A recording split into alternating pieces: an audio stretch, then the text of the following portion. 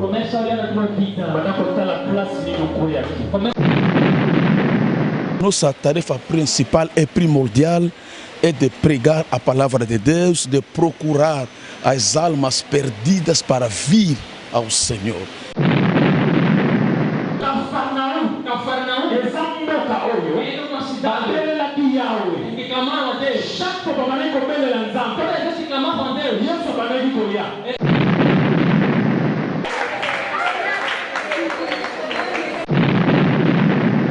A graça do Senhor estava mesmo comigo na hora de pregação, na hora de oração.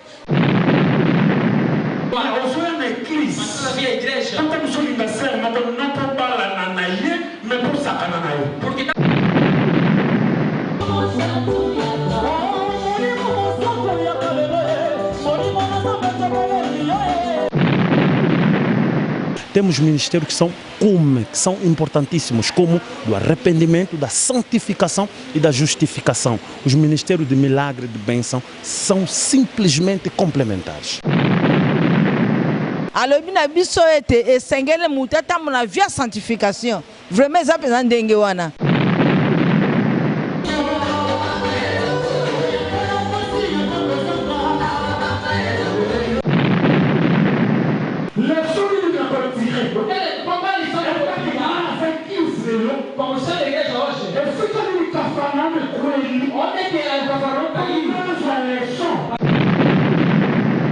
Deus para ajudar a família dele, ministério dele, para ir mesmo muito longe, muito longe, muito longe. Nzambe loboko na ngwesa likolo na bango lelo lo le sepeli.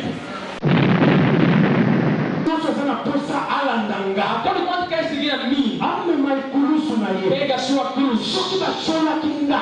Fui ofendido. Porque vocês também serão. Bible ezoloba biso ete to umela tango nyonso koyoka maloba na Nzambe yango nde kofungola bomoi na biso.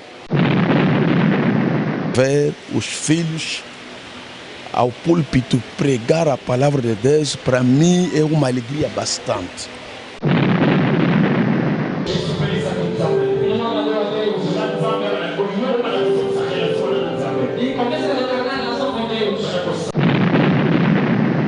E a pregação de hoje me tocou bastante.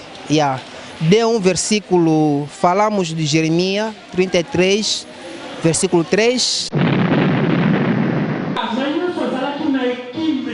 Mas Jesus tinha lugar de refúgio. Refúgio onde que era? Cafarnaum. Bomoni tosali acte ya solidarité topesi bandeko o bazanga ki ba Bible topesi bango nzamba komisama.